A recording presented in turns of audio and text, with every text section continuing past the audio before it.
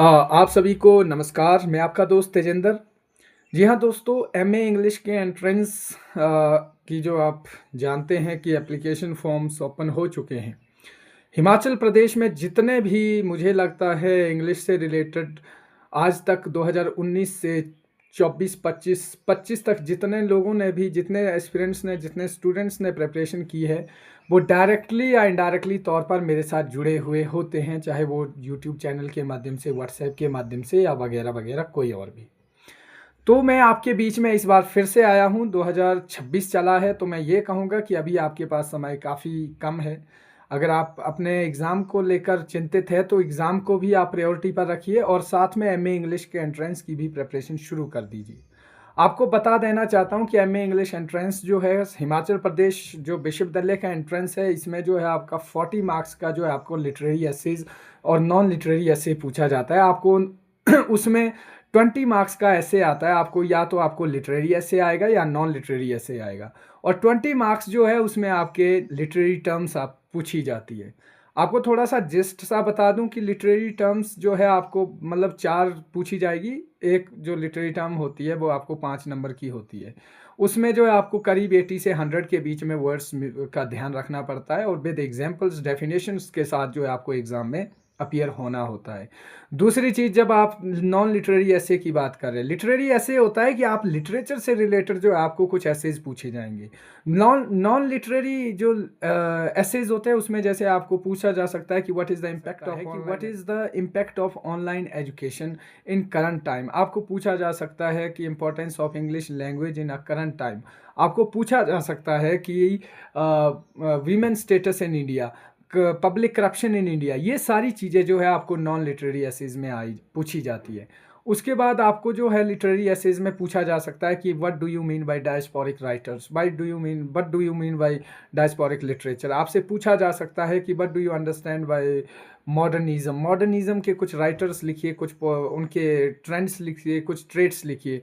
तो ये चीज़ें आपसे पूछी जा सकती है एग्ज़ाम में। और दूसरी चीज़ आपसे पूछा जा सकता है कि शेक्सपियर एज अ ड्रामेटिस्ट। आपसे पूछा जा सकता है कि आपका फेवरेट प्ले राइट कौन है।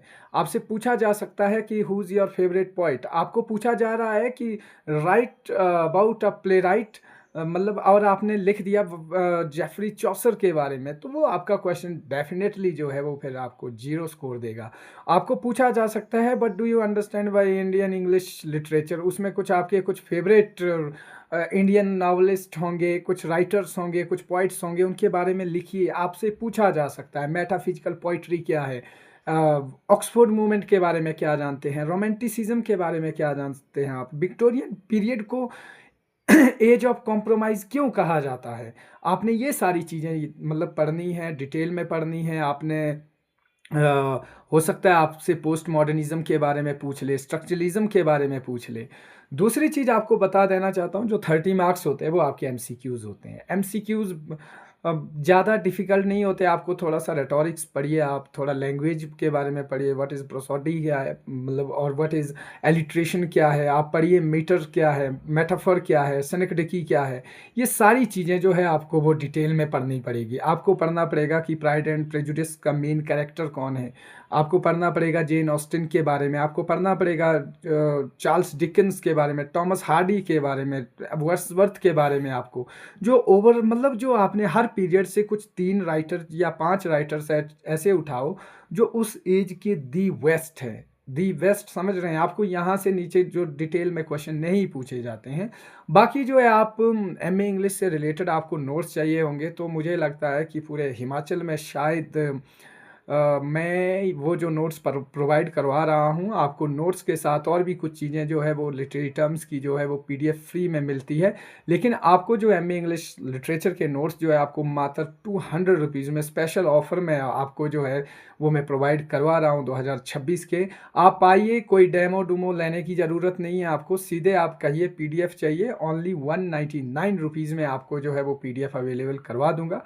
बाकी इतना है कि एक बार एडमिशन ले लीजिए, उसके बाद आपको हॉस्टल्स मिलता है, यहाँ पे बहुत सारी चीज़ें रहती है। डिटेल में तो मैंने बहुत सारी वीडियोस बनाई है, आप जाइए, आप एमए इंग्लिश लिटरेचर एंट्रेंस एचपीट सर्च कीजिए, आपको मेरी वीडियोस आ जाएगी। लेकिन अभी इतना कहूँगा कि एक बार एडमिशन लेना बहुत मुश्किल है यहाँ पर। अगर हो जाती है तो फिर यहाँ पर जो है आप अपनी आने वाली प्रिपरेशन के लिए अपने आप को जो है बहुत चार चांद लगा सकते हैं। जैसे स्पेशली मैं कहना चाहूँगा कि आपका जो 40-30 का रेशियो है ये काफ़ी कॉम्प्लिकेटेड रहता है। आपको राइटिंग में बहुत ज़्यादा ध्यान देना पड़ता है, ग्रामेटिकल मिस्टेक्स को भी आपको ओवरकम करना पड़ेगा। दूसरी चीज़ ये है कि आपको एटलीस्ट अगर जनरल कैटेगरी से है तो आपको 40 प्लस जो है स्कोर करने की आपकी जो है वो आपका टनल विज़न होना चाहिए, आपका टारगेट होना चाहिए। एटलीस्ट जो है 35-33 तक जो है यहाँ कट ऑफ जाती है आउट ऑफ 70। तो मेरा कहने का मतलब ये है कि अभी आप लोग जो है अभी टारगेट बनाइए 45, 50, 60।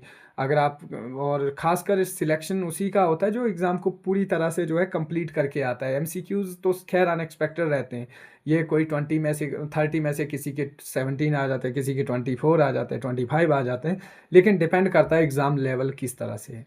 बाकी यही कहूँगा, आप हमारे साथ व्हाट्सएप चैनल पर भी जुड़ सकते हैं, व्हाट्सएप के माध्यम से आप हमारे साथ नोट्स के लिए कांटेक्ट कीजिए, लेकिन आनाकानी मत कीजिए, सीधे डायरेक्ट आइए और बात कीजिए। बाकी आज के लिए इतना ही, आपका समय शुभ रहे। जय हिंद दोस्तों।